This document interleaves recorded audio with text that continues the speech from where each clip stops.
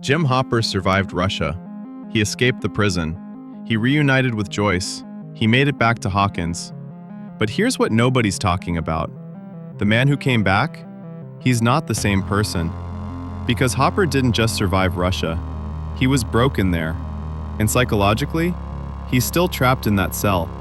Let me explain. Let's start at the beginning, before Stranger Things, before the Upside Down, before any of this. Hopper had a daughter, Sara, and she died. Cancer. She was young, innocent. And Hopper couldn't save her. He was a cop, a protector. His entire identity was built on keeping people safe, but he couldn't save his own child, and that broke him.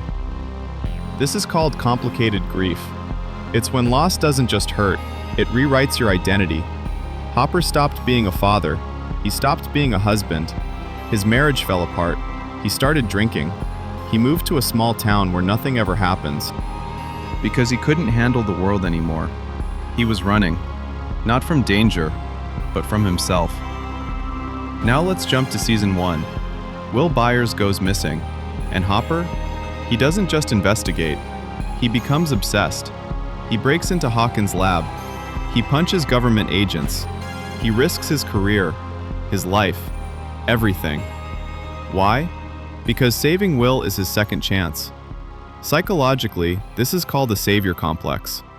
Hopper couldn't save Sara, but maybe he can save this kid. Maybe he can rewrite the story. Maybe he can prove to himself that he's not a failure. And when he finds Will alive, it doesn't heal him, but it gives him purpose. For the first time since Sara died, Hopper feels like a father again.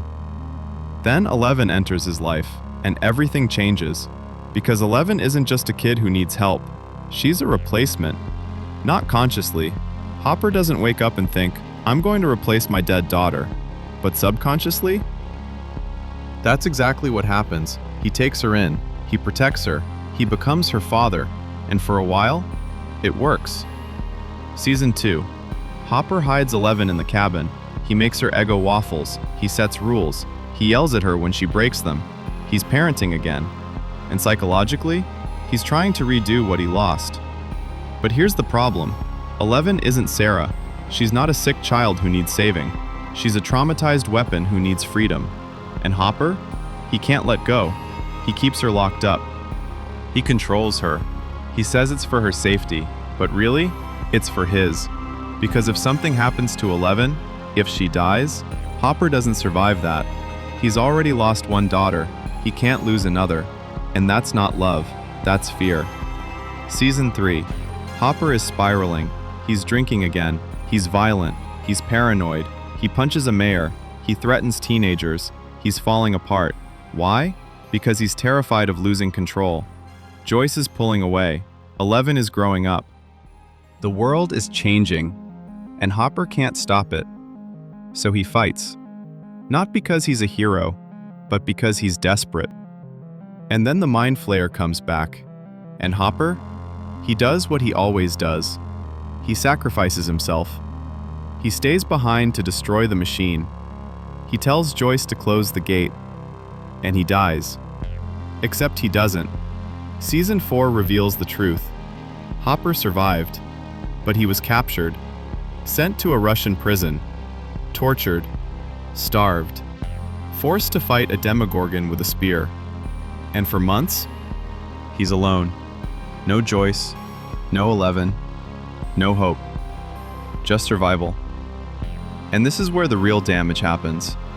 Because physical torture is one thing, but psychological isolation, that destroys you. Hopper is forced to confront everything he's been running from. The grief, the guilt, the fear. There's no alcohol to numb it. No people to distract him.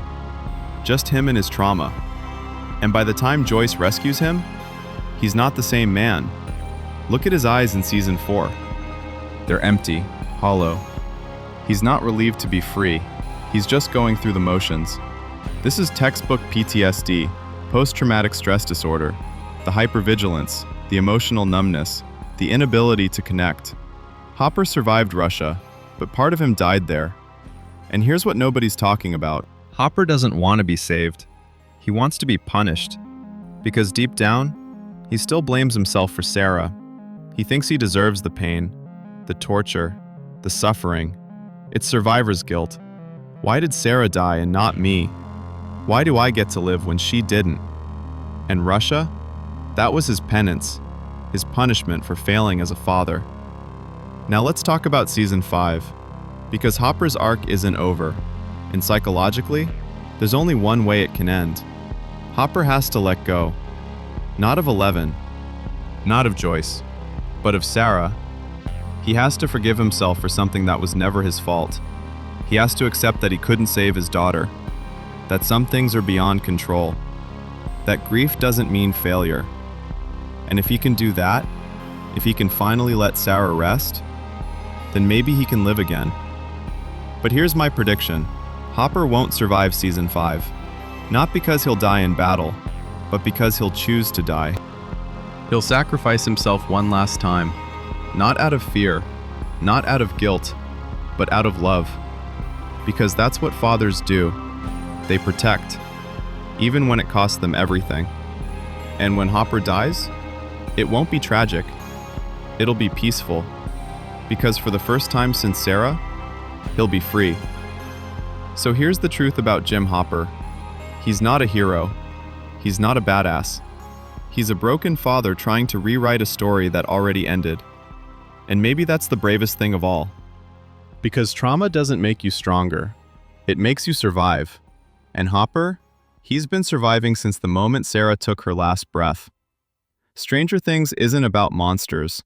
It's about people who carry ghosts. And Hopper's been carrying his for too long. Season 5? It's time to let her go.